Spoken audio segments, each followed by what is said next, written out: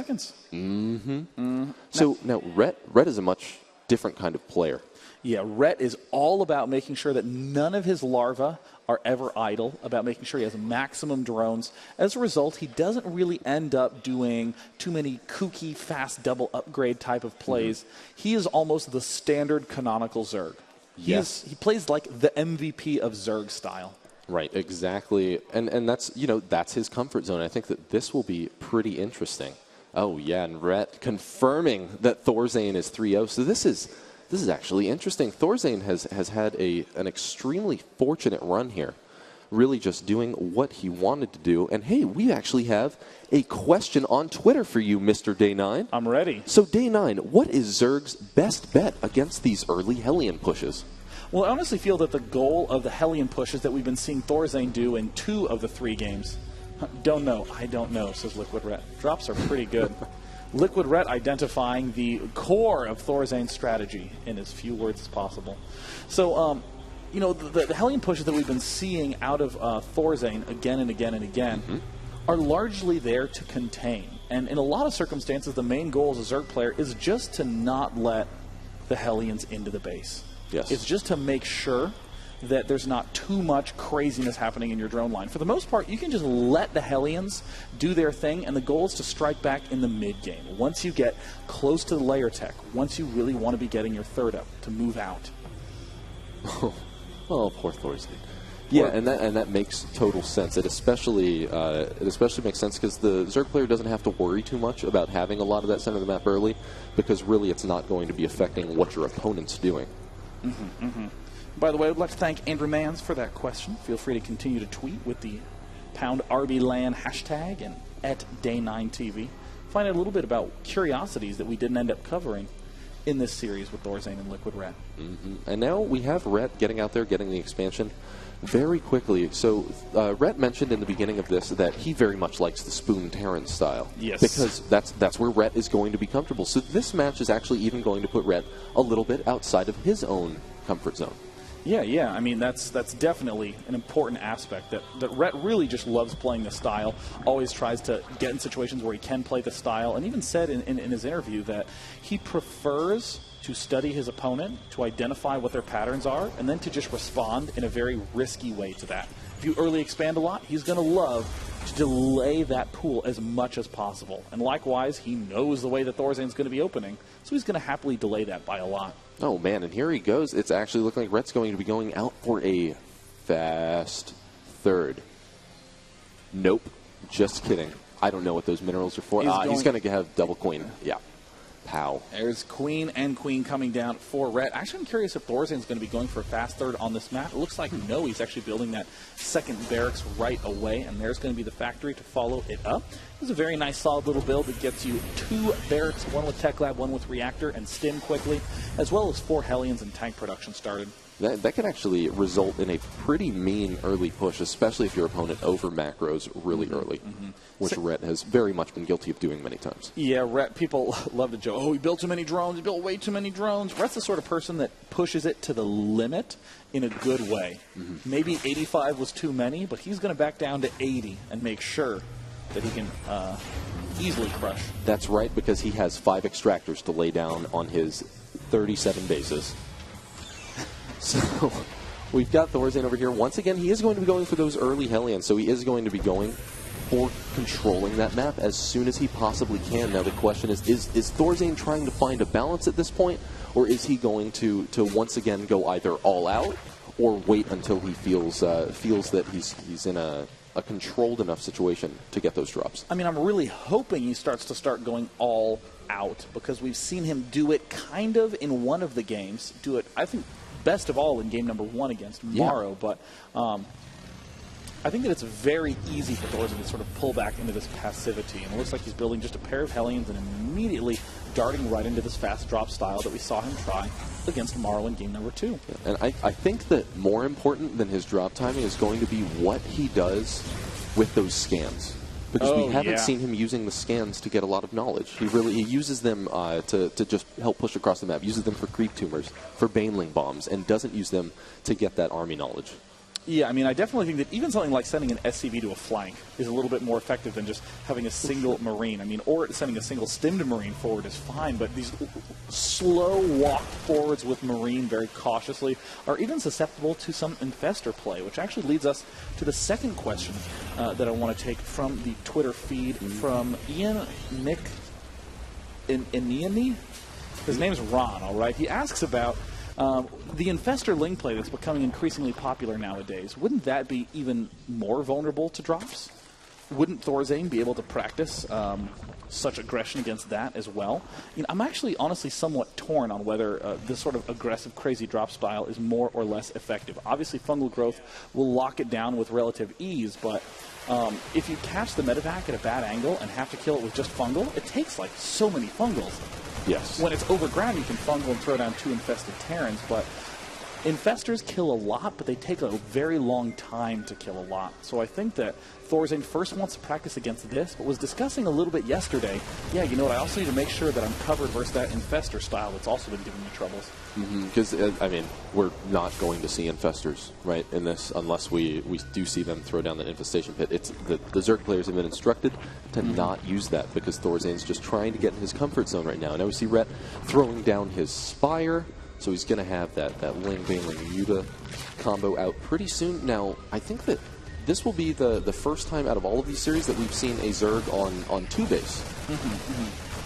Yeah, I mean, right now, Rhett is very much so just trying to get as many hatcheries and drones out as possible. I mean, if you go to that unit station, 57 drones to 44. This is the advantage that Rhett gains by taking this early 3rd hatch. Very much so like we talked about last game. If you get 75 drones on 2 bases, when you expand twice, you just transfer the drones and boom, insta-4 running bases. Looks like. And, man, that is a big push coming after ThorZaIN, moving across the center map. But again, he's using his scans on creep tumors. Slayer of creep, indeed. Now, this is not the aggression ThorZaIN was talking about. This is just a common build order that a lot of Terran players will do, getting fast stim to annihilate creep spread. ThorZaIN would love... Oh, yeah, look at that nice little ninja move. Look at that. Very few units lost in that UL tab. Oh, and Rhett's moving out there, taking his 3rd. Now, ThorZaIN, I want to see him go for more multi-pronged aggression, Sean. Yeah, I'm sure he'll be getting ready to set it up in just a moment. We see ThorZaIN also moving through the center of the map, continuing to control that. The center is just as important as the main in terms of putting pressure on Zerg. It most certainly is, because that's where a lot of the magic is going to happen. If you have that center, you're going to force the Zerg into making bad decisions, because he's just going to be trying to fight out repeatedly. Yeah, I mean, if you're in the center, you can either attack this north expansion or the right expansion, which means that you have that decision wherever you see the army, wherever you get that army knowledge, as we were talking about earlier, you can easily use that to just drop the clearly most vulnerable location. Muta's on the left, dropping on the right. Muta's on the right, dropping on the left. We could easily work on the Sesame Street of StarCraft 2. And it would be wonderful. It would be really good. It would have an extremely long run. Can you picture, like, StarCraft puppets? They would be the most fun to learn from. When we learn the alphabet, marionettes? Yeah, when we learn the alphabet, we only learn 3 letters, P, Z, and T. Idra would live in a trash can. Get it? Okay. Okay, so we have... Oh, day 9. Oh, me. I have a lot of sophisticated that was Sesame a really Street metagame. Right, very high level joke. Oh, man, those Mutalisks getting thwarted by the couple of missile turrets that are down there at ThorZaIN's 3rd. Now, ThorZaIN, once again, using the scans just for pushes. We haven't seen a lot of those drops. He's getting in there, taking down one of the spine crawlers. And, I mean, he's getting army knowledge in one way, because when you do a push, you know that your opponent is going to have to move to defend. But he in no way is able to exploit this, because his army is actually exactly where this defense needs to happen. Oh, this is a very nice split by ThorZaIN, but Rhett pulls back in the nick of time. But is there going to be any drops putting pressure on the right? ThorZaIN now starting to pull back. I think he needs to recoup his senses and say, well, you know, I don't have any tanks. I don't have any presence in the center of the map. He's trying to build factory number 2. But he still needs to work pretty hard on incorporating more of those drops into play. There's 2 Marines, a 3rd Marine moving out. Where is the medevac drop? So Rhett was able to comfortably get out his 3rd base. He was also very comfortably able to get out or rather climb up to a drone count of 78, which means that Rhett has a pretty significant economical lead right now, and ThorZaIN just has not been doing the drops that he needs to in this situation. Once again, those scans, not getting those scans, not getting that army knowledge, and not being mobile has hurt ThorZaIN quite a bit. Here's the vision of ThorZaIN right now. This helps demonstrate the position that he's dealing with. And this is one of the reasons why he ends up having that drop fear. You need to just start moving into the center like this and then begin aggressively dropping. There he's starting to get center control, but there's no scan in the middle. He could easily be caught out of position by these Ling Banelings. Were they somewhere else? He has no sense of what's happening in the map. And there he's starting to get a little bit more control. There's more stepping in towards the middle. And Red, who is a positional genius, now sweeping in. Great play right here. Mutalisks, Lings, all in good positions right now. Now ThorZaIN not one to get a successful run by once again. Oh, but Red follows up with the Banelings, also gets a breakdown there. Oh, man, gets a couple of the Banelings into the worker line, and now Red is actually forced to retreat, even though he had a pretty successful break, because ThorZaIN is keeping on the aggression with a drop up here at the fourth. So good, the amount of dropping that we're seeing ThorZaIN do. It's all on-the-fly tactical decisions. Where is my opponent positioned? Let me get there, and then we go, go, go. And look at this. Red already getting the hive tech. He has only 4 Mutalisks, hardly any Mutalisk aggression, just a lot of hatch building, a little bit of time at layer tech, and then instantly transitioning to those infestors that we didn't really get the chance to see in those first few games, and now ThorZaIN going to drop again. Amazing little split there by Red. And ThorZaIN's push up there was thwarted, but he gets a little bit of knowledge on where Red had to send all of those Lings, and now Red is cleaning up a few of those free units. Now ThorZaIN has not rebuilt that wall out there, and this could hurt him. Oh no, wow, Red actually had a bit of a free run by there, and unfortunately for him, ThorZaIN just had the window of opportunity that he needed. He's now brought back his army, and he's going to be able to clean up this aggression, but ThorZaIN is currently supply capped, and Red is going to be able to keep on that pressure, although ThorZaIN, once again, doing a great job getting a drop up in that main, keeping Red on the defensive. Now to note, ThorZaIN said specifically the one player he has a lot of trouble dealing with is Rhett. Nice pick right there by Rhett with the money shot on the last little bit of health. You see Rhett trying to move down. Nice positioning there by ThorZaIN, doing a good job trying to counter this, but also having a hard time convincing himself that it's okay to move forward. He's dropped them forward again and again, continuing to try to do these small little tiny pokes and prods. And meanwhile, he's also doing a push up into that fourth. We can see a pretty large red blob getting up there. A stim is going to destroy that building so quickly. And this is nice. So, I mean, ThorZaIN's done a great job when he can't get out there and use those drops as much as he'd like to. He still keeps his units active, and that is worth noting that ThorZaIN has now kind of morphed his play for all of these games. Yeah, it is true that on dual site, dropping is obviously effective, but so is just walking straight to the base. Obviously, it's hard to do on other maps, but not on dual site. You can easily walk to the top left or to this right expansion. We're seeing Red have a very difficult time actually controlling those bases. He has now begun to climb up to that hive tech, and there's the, it looks like a siege tank might be able to take out a key number.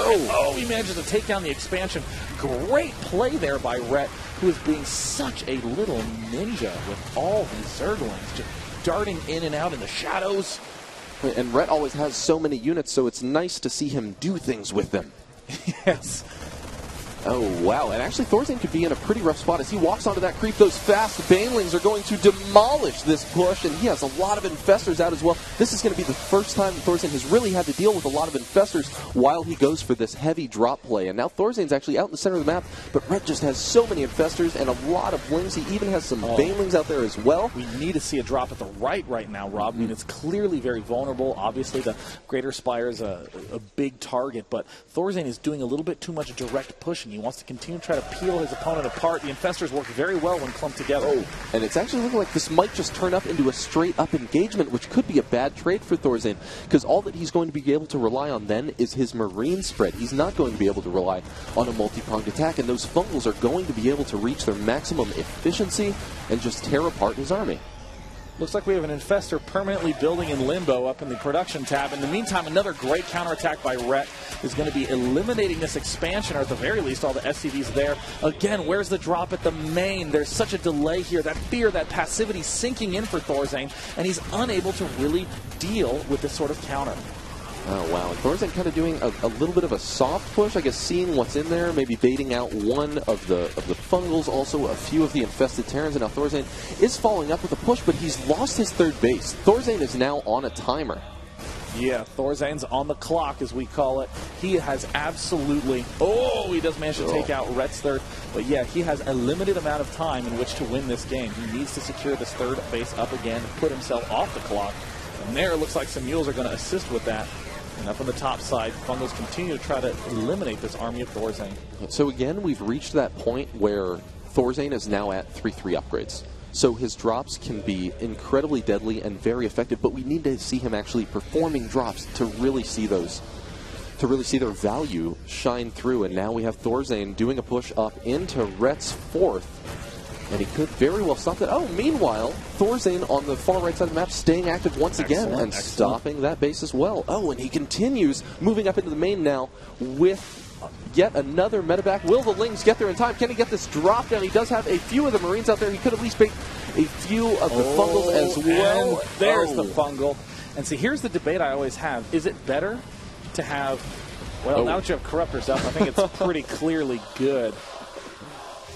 Finished it up. But it's still that position where you question, is it better to have never mind, there's a drop happening right now. It looks like he will be able to, oh no, take out that infestation pit. ThorZaIN doing a good job right now at the drops, but just a little while ago was struggling to convince himself to put on that pressure to Rhett. Sean, it is party time in Halo Land. That is absolutely right. For any of you who don't know, there is also a Halo stream for the LAN. Go to RedBullUSA.com/LAN to tune in to all that Halo coverage, and of course to get the first-person views of ThorZaIN and Rhett. Oh yes, which is actually always very interesting to watch, to see exactly what these players are doing. Now Rhett's trying to chase down that medevac. I think that Corruptors do end up winning that battle, especially when you split them up and cut off the medevac. And there it looks like he's managing to take it down on the right side of the map. Another nice drop, forcing a cancel. Have any Broodlords even had the opportunity to build? No. He's leaving those Corruptors. He managed to pick off that Greater Spire. Very, very nice play. So now Liquid Rhett is in a bit of a predicament. He needs to just control this top watchtower and continue to apply pressure. There's a lot of useless Vikings. There is not a single Broodlord on the entire map. And now, even though, I mean, they're still going to be able to, walk around and look cool. They can land if they really need it. I guess it's always fun to have transforming units on the field. And Rhett, in what seemingly could be an act of desperation, now moving down into the natural. And we have him trying to fight with his Corruptors. Oh, a very nice fungal growth landed onto those Vikings. Fungals, and it looks like ThorZaIN waiting for the tanks to pop up. Does not want to engage this at all, trying to split out some of those Marines. But at this point in time, the entire army for Rhett is just a lot of Lings and a couple of those Infestors.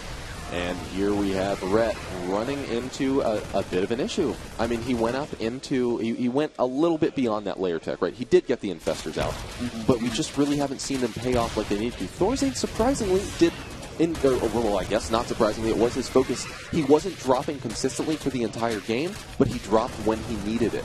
Yeah, and look at this, another drop coming onto the right side. I mean, this is a completely different ThorZaIN than we've seen in other tournaments, and it looks like he's just comfortably adapting to it very nicely. Wow, really gets a lot of damage there. A single queen going to try to transfuse herself, but that's actually not allowed in StarCraft 2. And now, so ThorZaIN earlier, we said, was put on a timer, right? But he responded very nicely. He said, no, you know what, Rhett? I'm just going to put you on a timer too, because I have bases that can move. And I also have mules. And it looks like he was able to easily resecure his third base. There's a drop in the main. The pool is going to manage to stay alive, but this other drop at the left position with the Vikings. That's what those Vikings are for.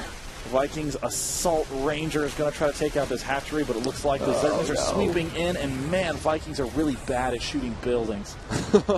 See, that was the mistake, man. We thought that ThorZaIN specifically only meant that he wanted to do Marine medevac drops, but here we are. He wants to do Viking drops, man, mixing it up in Game 4. Truer words never spoken in any tournament setting. Looks like ThorZaIN going to try to go for that push again. A drop on the right flank would be extremely, extremely potent. A great fungal growth. He needs to get the second one, but he needs to pull back in time too. He does opt to just retreat, and now we see those Vikings spreading themselves out. Great on-the-fly decision-making by ThorZaIN. Still has a little bit of money here.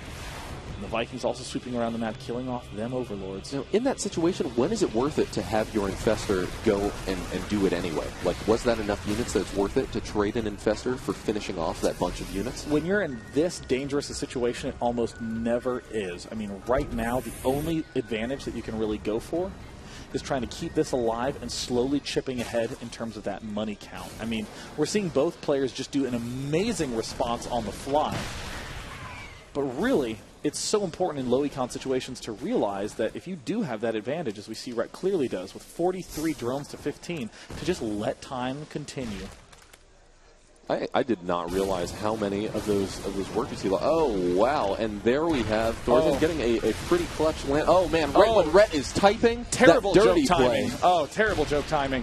Looks like we're seeing nice step forward. Looks like stepping right into the fray. And, all the drones stepping forward. I think Rhett doesn't realize quite how comfortable position he's in. He throws out as many of those infested Terrans as he can. But it looks like ThorZaIN going to sweep around and clean it up. There is no spoon. There is no loss either. Oh, man. So that puts ThorZaIN at 4-0 in these practice games. Now, that was a bit unfortunate, right? Yeah. Rhett was very much up on workers and pretty much, I think, solidly had that game in his hands as long as he maintained that lead. But he typed. He typed, and ThorZaIN exploited him. Now, I wanted to let all of you know that ordinarily we do try to shoot for that game number 5 in ThorZaIN's challenge. However, his games were fairly long, and his challenge will have come to an end now. Now, you may be sad, you may be crying, you may be saying, "So, Sean, what are you going to do about my tears?" Well, let me tell you how I'm going to fix Rob's incessant sobbing. Fun Day Monday with the pros is coming up right after this. We're going to pit as many Swedes as we can versus as many Koreans as we can. Before we do that, we're going to step to a brief break, and when we come back, we're going to get that post-challenge recap from ThorZaIN to ask him how he's adjusting to his new Terran vs. Zerg style. I'm Day 9. And I'm Rob P. Simpson. Stay tuned for more Red Bull LAN Orlando action when we come back.